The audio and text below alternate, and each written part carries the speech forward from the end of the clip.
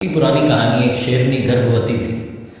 उसका पीछा एक शिकारी कर रहा था। वो दौड़ रही थी और दौड़ते दौड़ते एक टीले से दूसरे टीले पर उसने छलांग लगाई। तब उसने अपने बच्चे को जन्म दिया। उसका बच्चा नीचे जहाँ गिरा वहाँ से भेड़ों का एक झुंड जा रहा था।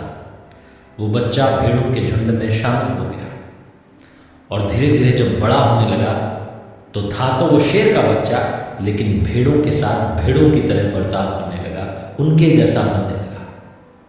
वो बड़ा होता जा रहा था, उनमें अलग सा दिखता था, लेकिन बस उसे ही ये बात पता नहीं थी। वो भेड़ों के जैसे ही दुनियाना सीख रहा था, उनके जैसे ही डरना सीख रहा था। जब कोई बड़ा जानवर देखता तो घबरा करके छुप जाना सीख रहा था। एक दिन शेरों के झुंड ने उस भेड़ों के झुंड पर अटैक कर दिया। सारी जो भेड़ें थी जान बचा करके भागी और ये भी भागने लगा, लेकिन पीछे रह गया क्योंकि उतना दौड़ना तो सीखा भी नहीं था। एक बूढ़ा शेर था जो इसके पास आया और ये मिमियाने लगा, कहने लगा मुझे छोड़ दो, मुझे मत मारो। उस बूढ़े शेर ने कहा क्या बात करते हो, तुम्हें क्यों मारूंगा, तुम तो हमारे जैसे हो। उसने कहा आपके जैसा नहीं, मुझे मत मारो, मेरे सब साथी चले गए। बोले नहीं तुम हमारे जैसे हो, मारने को तैयार है। उस बूढ़े शेर ने उसको पकड़ा और घसीटते उसको लेकर के गया तालाब के किनारे जंगल में। और उस तालाब में उसकी परछाई दिखाई और उसे बताया कि देखो हम दोनों एक जैसे ही दिखते हैं।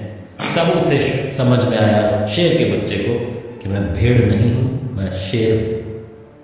उस बच्चे ने कहा कि मैं क्या आपकी तरह दहाड़ सकता हूँ। उसने कहा हाँ, बस एक बार जोर से ताकत लगाओ और दहाड़ अपनी जो है गूंज जो है इस जंगल में गुंजा।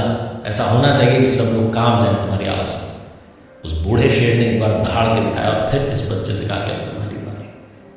जब ये दहाड़ा तो इतनी जोरदार गूंज हुई, बंदर पेड़ों पर से गिर गए, जानवर डर के मारे भागने लगे और ये खुद पर गर्व करने लगा। इसने कहा मुझे अपनी ताकत ही नहीं पता थी। इस छोटी सी कहानी का सार ये कहता है कि हम भी उन्हीं में से एक हैं जो शिखर पर पहुंचे हैं, जिन्होंने सक्सेस हासिल की है, जिन्होंने अचीवमेंट्स जो है वो हासिल किए, जिन्होंने अचीव करके दिखाया है। हम भी उन्हीं अचीवर्स में से, बस हम दहाड़ना भूल गए हैं।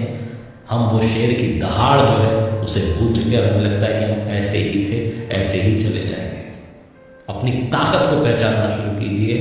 जैसा मैंने शुरू में कहा कि डर कर मत रहिए कि आप अकेले हैं, बल्कि डट कर रहिए कि आप अकेले ही काफ़ी हैं।